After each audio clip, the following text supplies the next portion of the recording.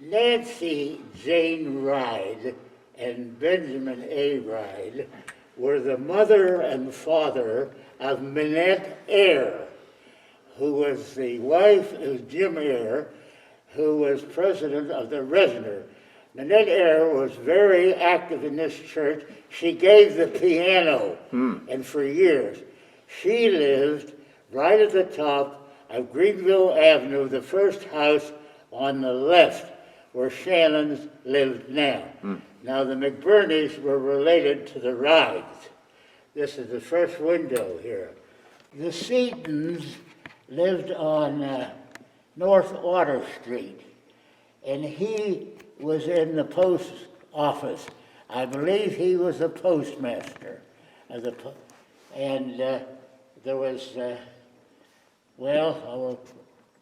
next one is Clausen's. The Clausens were very active in this church and well known. They lived on East Butler Street on the north side. I don't know the house, but it was on the north side of East Butler Street. There's a story told about young Clausen. Name's not there, but that'd be the mother and father.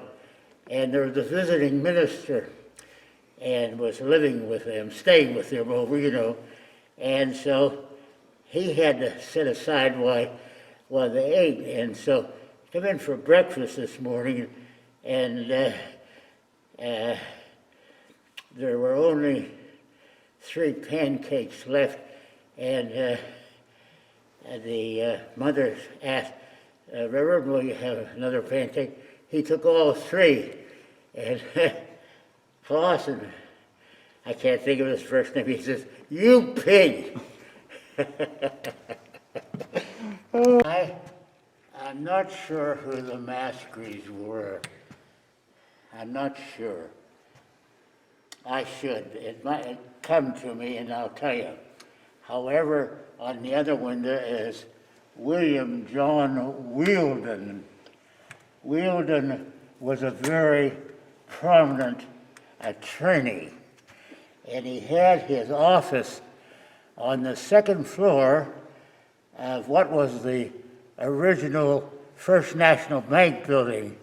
It would be where the current Citizens Bank is, but it was upstairs over 100 years ago.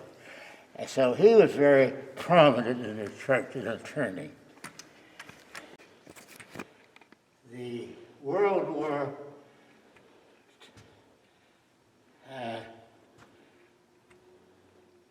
II window, these 6 boys were killed in the war.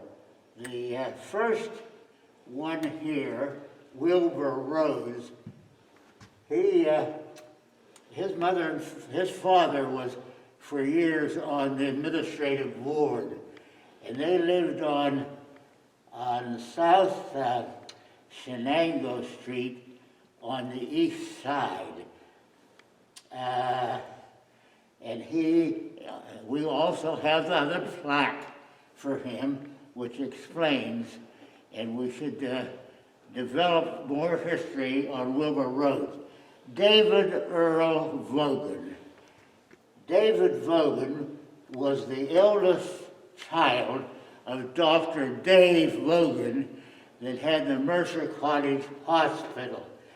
Dave died in New Guinea.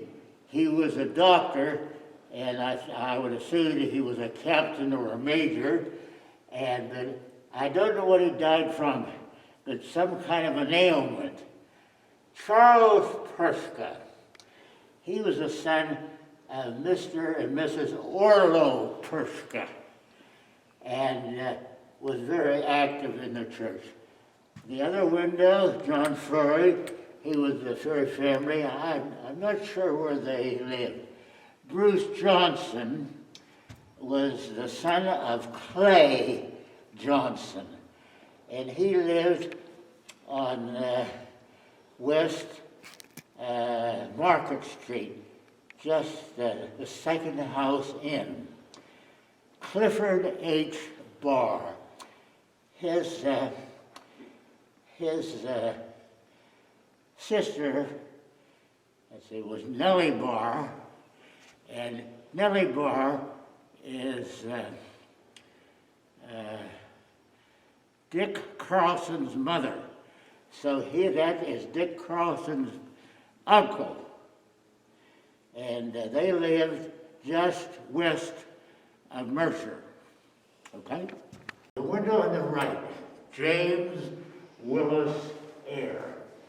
That is the one that we had with Nancy Jane Wright and Manette. That is her husband. He was president of the Resident. Richard R. Wright. The Wrights, and I'm going to have these confused. Dick Wright and Clara, let's see, who was, I think they gave one of them, the Wrights gave the bell. And I don't know which one. But one, I don't know whether it was George or Richard, was the head of the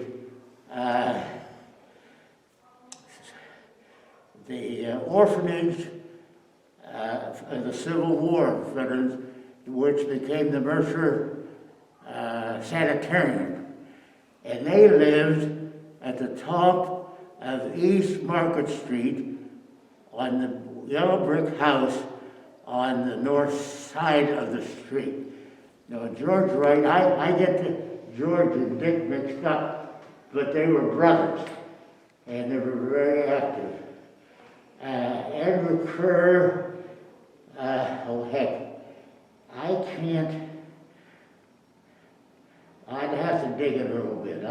I'd get the church, we'll have to get some church records on some of the, I know we have them, but that's, we better check the record books on the Kerrs, because I know them, but I can't place them. I don't. The McCains lived on West Market Street in the big brick house on the south side. He was in the store business, and I can't recall what store. William, and that's when is that the Jacks or not? Yes, it's the Jacks. William and Margaret Jack.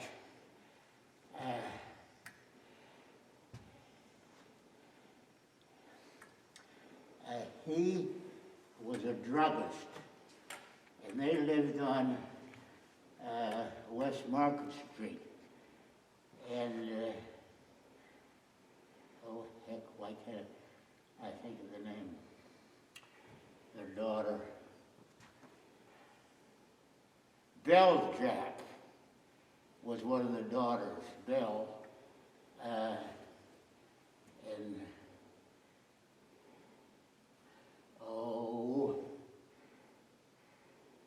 I can't think, their son-in-law, it'll come to me, I'll have to add it, I can't think of it. Okay. Dr. Robert S. Boland and Adelia Boland, he was minister at this church, and they are buried in the Mercer Mausoleum. Okay? Dr. Randolph and Amy, he was the most prominent minister that this church has ever had. We have pictures of his Bible class taken in front of the old Mercer School of almost 500. So he was extremely prominent. He's way before my time. He was here, I would say, in the, around the 1915, 1920s or so. And I'm not sure when he was here, but he was probably the most prominent minister. Robert K. and Jessie Lytle, they lived on East Market Street on the second house past East Street on the right-hand side. And he and she was the mother and father of Melissa Graham and Ruth Lytle, who were very prominent members of this church. Melissa Graham was their daughter. Okay. James Delos Emery, his wife was very active and famous in this church, having the Emery Bible class, which sat at that right let's see, on one or either left or right side of the chancel, and they met all the time. But she, Mrs. Emery, Dell Emery, his wife, was the clerk of courts for years in the Mercer County Courthouse. But she was very prominent Methodist. Newton Maury Jones and Mary Maury Jones was the mother and father of Mrs. Alice Vogan. She lived in the corner house at the apex of East Butler and Pitt Street, and she lived in the southeastern house. That would be Mary Jane Marks. Charles E. and Evan Allen. He was on the board of this, on the official board, as it was known in those days, for years, and helped, I don't want to use the term run, but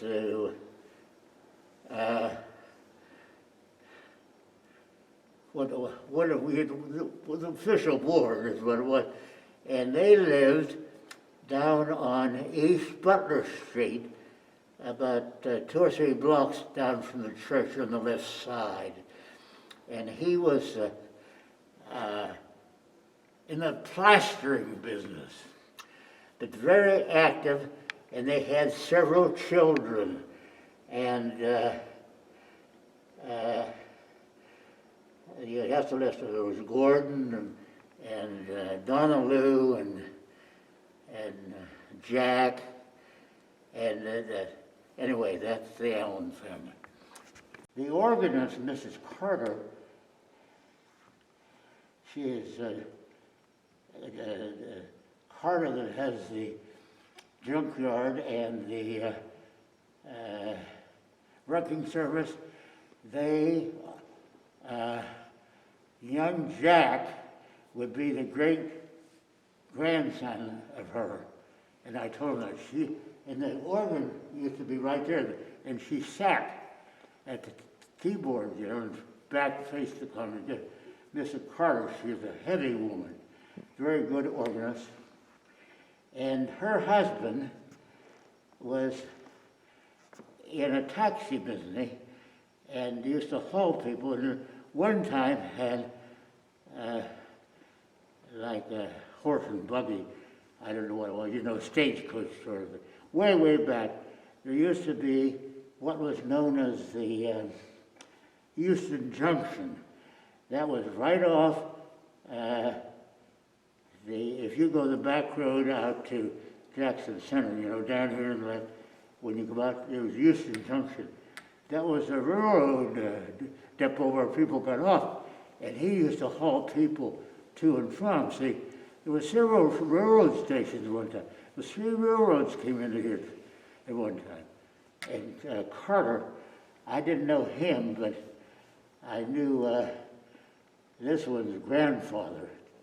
He worked for my dad. My dad, you get the Sharon Herald?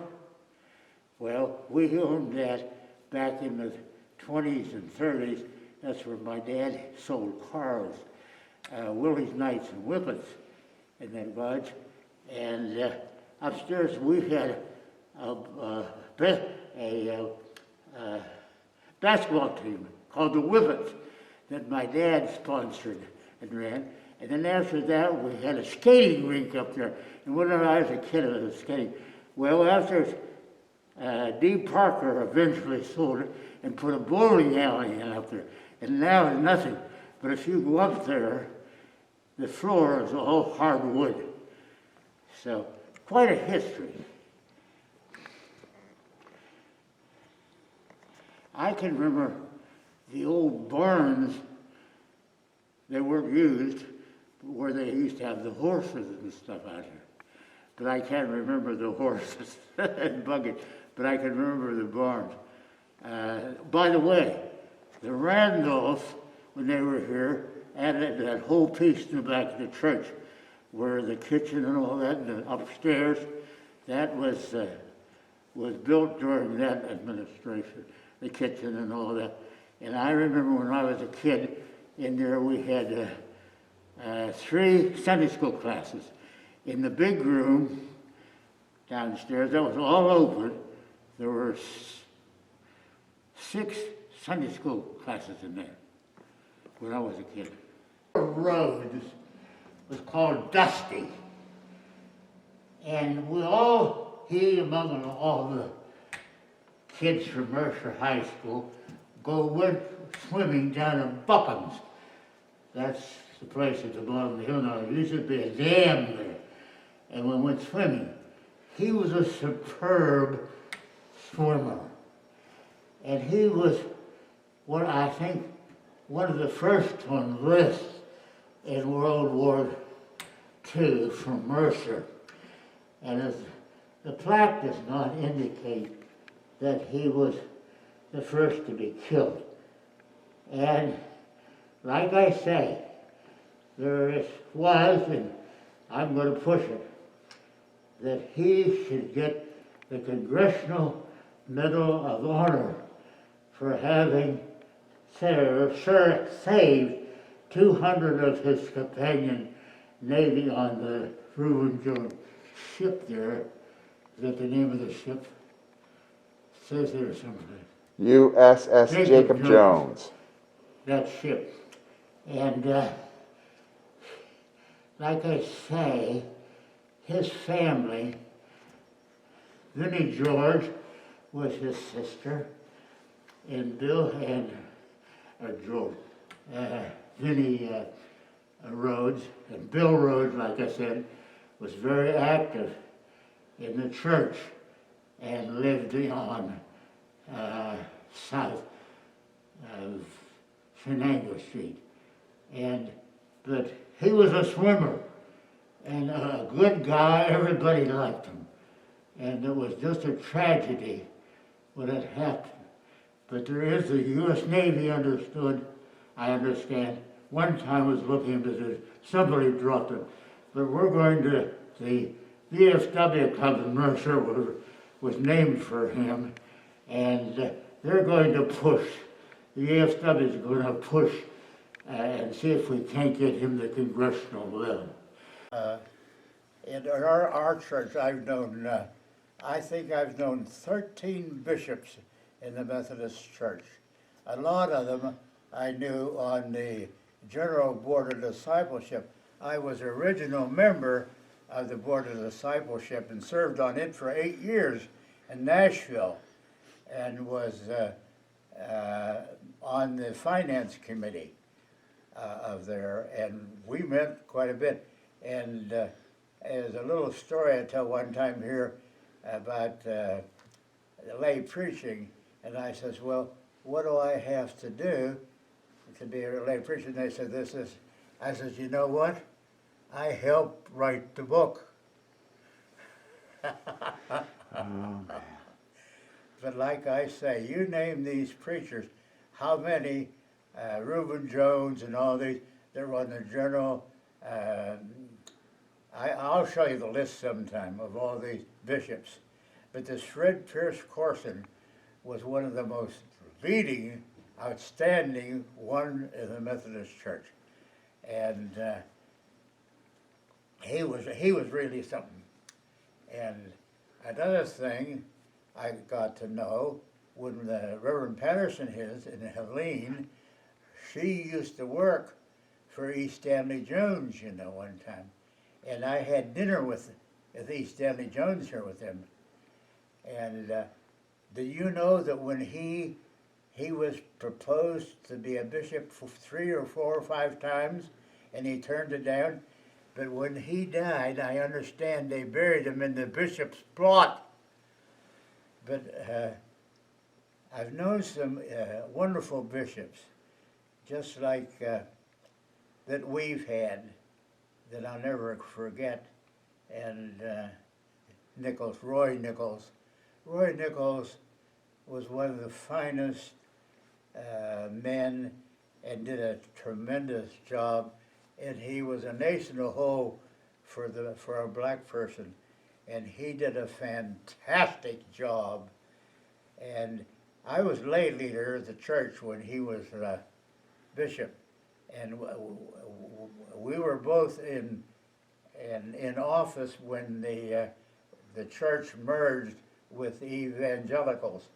And he and I marched down the street down in wherever the head was at the time, I can't remember. But I'll tell you, I've had some experiences in the church that I'll never forget. And such wonderful, wonderful people. And I thank God that I've been able to matriculate, so to speak, for all these years and be a part. And I don't consider myself to be a saintly person, a good person, but not a saintly person. We're all going on, as our dear, dear friend said, to perfection. And I believe that fully. And this church has been a good church. We've had our failings. I can remember some in this very room. This room was one at one time. Right across here 50 years, 60 years ago, there was a big fight in the church. And Reverend Crawford was DS at the time. And he came down and he said to these guys, he said, if you two are going to fight, leave the church. Get out of the church if you want to fight. But we've had some wonderful experiences in this church with wonderful people. We've had problems, but we worked them out. And thank God for that. And we hope that God continues to be, and we know He will, with us in mind, body, and soul. That's it.